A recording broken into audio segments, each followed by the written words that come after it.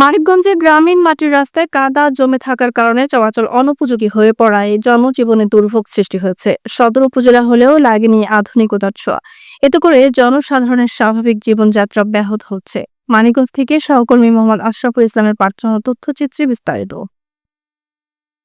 মানিকগঞ্জের সদর উপজেলাধীন কৃষ্ণপুর ইউনিয়নের ৫ নং ওয়ার্ড এলাকার দক্ষিণ মাকিমপুর গ্রামের প্রায় ১.৫ কিলোমিটার গ্রামীণ মাটির রাস্তায় চলাচলে জনসাধারণের মারাত্মক দুর্ভোগ পোহাতে হচ্ছে। সামান্য বৃষ্টিতেই রাস্তাটি হাঁটু সমান কাদায় ভরে যায়, যার কারণে যানবাহন তো দূরের কথা, হেঁটে চলাই কঠিন হয়ে পড়েছে। দীর্ঘদিনের সংস্কার অভাবে শুষ্ক মৌসুমে চলাচলের উপযোগী থাকলেও বর্ষাকালে রাস্তাটির বড় বড় গর্ত সৃষ্টি হয় এবং বৃষ্টির পানিতে রাস্তাটি কাদামাটিতে একাকার হয়ে যায়। কৃষি প্রধান এলাকা হওয়ায় কৃষকদের উৎপাদিত কৃষি পণ্য পরিবহনেও পোহাতে হচ্ছে ভোগান্তি। চলাচলে ব্যবহৃত মোটরসাইকেল, রিকশা, হ্যালো বাইক নিয়েও বিপাকে যাত্রী ও চালকরা। এই অবস্থার কারণে স্থানীয় বাসিন্দাদের দৈনন্দিন জীবনযাত্রা ব্যাহত হচ্ছে এবং তাদের দুর্ভোগ চরমে পৌঁছেছে। জেলা শহরে যোগাযোগের একমাত্র রাস্তা এই দুর্ভোগের কারণে কোমলমতি শিক্ষার্থী সহ স্থানীয়দের যাতায়াতের চরম সমস্যার সৃষ্টি হয়েছে।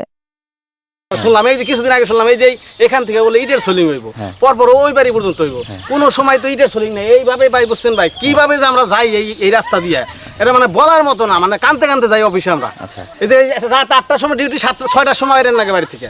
আবার এই যে যাইলাম আজকে তো শুকিয়ে গেছে ভাই, কিছুই নাই এনে। মনে করেন কত যে অ্যাক্সিডেন্ট হয় এই গাড়িতে, বলার মতো না। মোটামুটি তাহলে এই হালটা কতদিন যাবত চলতেছে? এ তো এই আজীবনই চলতেছে, বৃষ্টি হলে এরকম হয়ে যাইতে। আচ্ছা 4 বছর 3 বছর আগে খুঁজা বালি ফেলাইছিল, তারপরে আবার এইটা করবো ওইটা করবো, উমরে মনে করেন যে ইটার সুলিং হইব, এইটা হইব, মানে কোনোভাবেই কোনো কিছু দেখি না। আমাদের খুব কষ্ট আমাকে। আচ্ছা, এখানে অনেকদিন যাবত আমরা ভুগতেছি, 4, 5, 7, 8 বছর যাবত। এই রাস্তা দিনে দিনে আস্তে আস্তে আরো খারাপ হয়ে যাচ্ছে বৃষ্টির কারণে। এই কারণে ভোগান্তি আমরা ভুক্তভোগী হচ্ছি। আসা যাওয়া খুবই অসুবিধা বলে।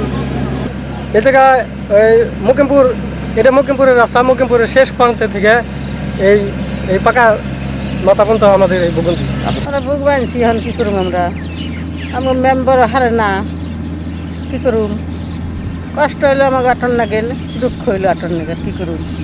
এই হাল এনেছে পড়াই যে বৃষ্টির মধ্যে থেকেই 2 মাস, 2 মাস যাবত, 2 মাস 2.5 মাস নির্বাচন আইলে আমাকে দেখা করে, এখন তো তাকে চেহারাই দেখি না আমরা, হয়ে যাই পাই না এখন থাকে তারা।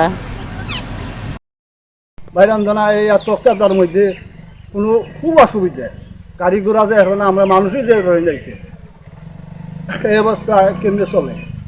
দুর্ভোগের কথা স্বীকার করে দ্রুতই রাস্তাটির সংস্কার করা হবে বলে জানিয়েছেন কৃষ্ণপুর ইউনিয়ন পরিষদের 5 নং ওয়ার্ড সদস্য মোহাম্মদ শাহানুর রহমান।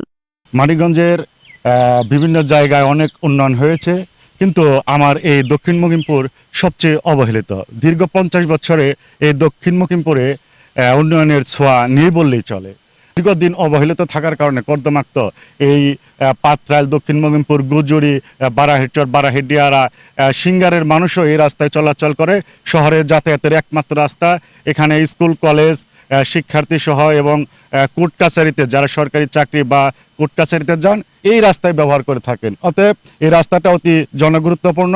ইনশাল্লাহ আমরা এই সপ্তাহের মধ্যে এই কাজটি করে জনগণের সুফল হবে, জনগণের ভোগান্তি দূর হবে বলে আমি মনে করি। ইতিমধ্যে এই রাস্তা নিয়ে আমি অনেক ঊর্ধ্বতন কর্তৃপক্ষের ধর্ণা ধরেছি।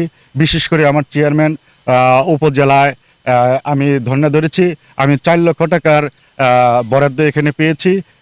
আমার এখানে ইট সোলিংয়ের কাজ হবে 700 ফিট।